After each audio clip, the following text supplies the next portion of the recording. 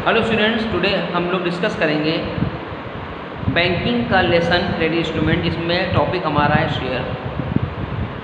Share के बारे में आपने सुना होगा कि मार्केट में शेयर खरीदे बेचे जाते हैं, जिसको हम लोग शेयर मार्केट बोलते हैं, जहाँ पे वो शेयर का ट्रांजेक्शन होता है।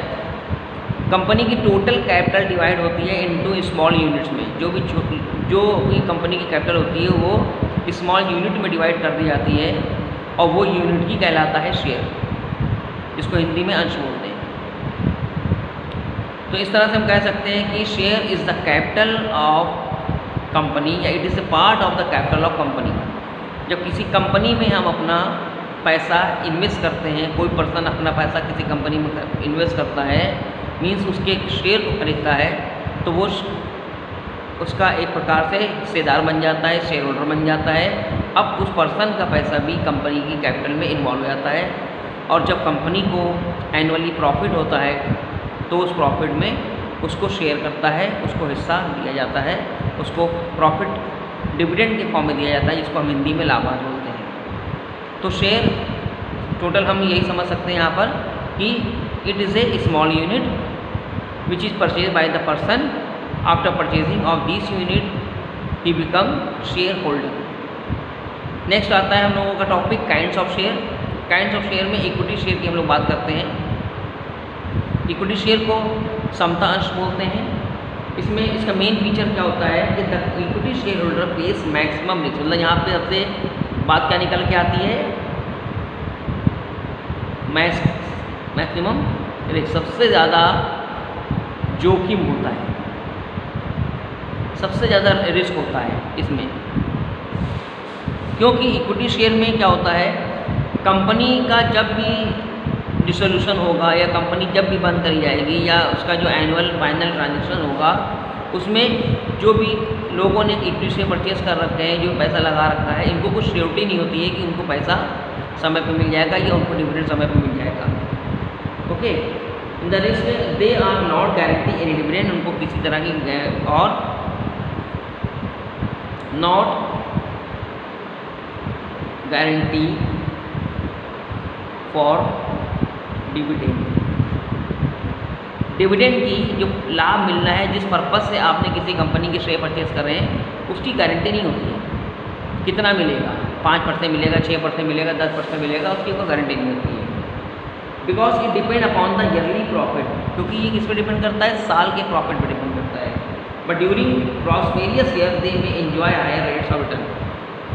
देखिए, हम जब पिछले रिकॉर्ड को चेक करते हैं, पिछले सालों को चेक करते हैं, तो हमें पता चलता है कि सबसे ज़्यादा जो डिविडेंड बांटा गया वो इक्विटी शेयर होल्डर बांटा गया। उसके रीज़न क्या है कि they also enjoy voting right and elect the board of directors. इनको वोटिंग राइट भी होता है। वोटिंग राइट समझते हैं, किसी को अपना मत देने का अधिकार, किसी को चुनने का, किसी चीज़ का सिलेक्शन करने का इनको अधिकार होता है। मीन्स जो इक्विटी शेयर होल्डर होते हैं उनको वोटिंग राइट होता है। जब बोर्ड ऑफ डायरेक्टर्स की मीटिंग होती है, वहाँ पर डायरेक्टर्स का सिलेक्शन करना होता है, तो उस केस में उनको वोटिंग करने का राइट होता है। लिखा है कि it is conducting for the affairs of the company. Next, equity share आपको समझ में आ गया होगा। इट इज़ कॉल्ड समता अंश। मैक्सिमम रिस्क होता है, no guarantee for dividend and repayment of the share. And voting right होता है उनको। वोटिंग राइट मीन्स कि वो वोट कर सकते हैं अगर डायरेक्टर्स का सिलेक्शन करना है। कंपनी में बोर्ड ऑफ डायरेक्टर्स की मीटिंग होती है, उसमें उनको वोटिंग राइट होता है। ओके, तो सेकंड हम लोगों का आता है नेक्स्ट आता है प्रेफरेंस शेयर।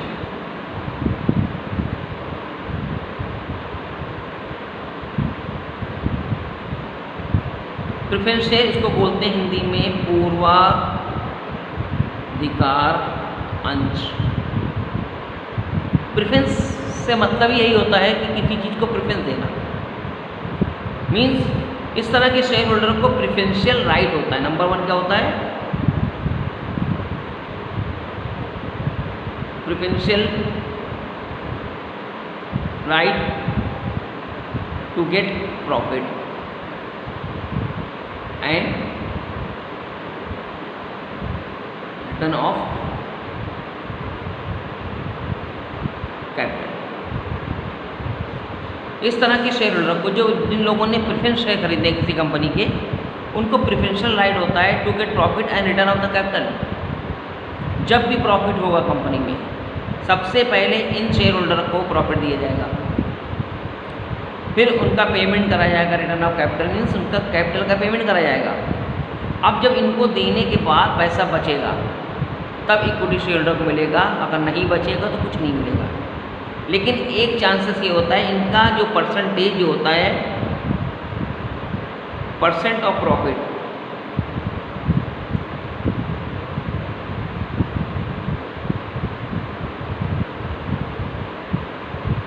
फिक्स होता है। ये फिक्स समझते हैं? फिक्स मतलब 5%, 6%, 7%, 8%, 10%। अब कंपनी को चाहे जितना ज़्यादा प्रॉफिट हो, इनको सिर्फ उतना ही मिलेगा। सिक्योरिटी तो है कि पहले प्रॉफिट मिलेगा, कैपिटल रिटर्न होएगी, बट क्या है कि जो इनका जो परसेंट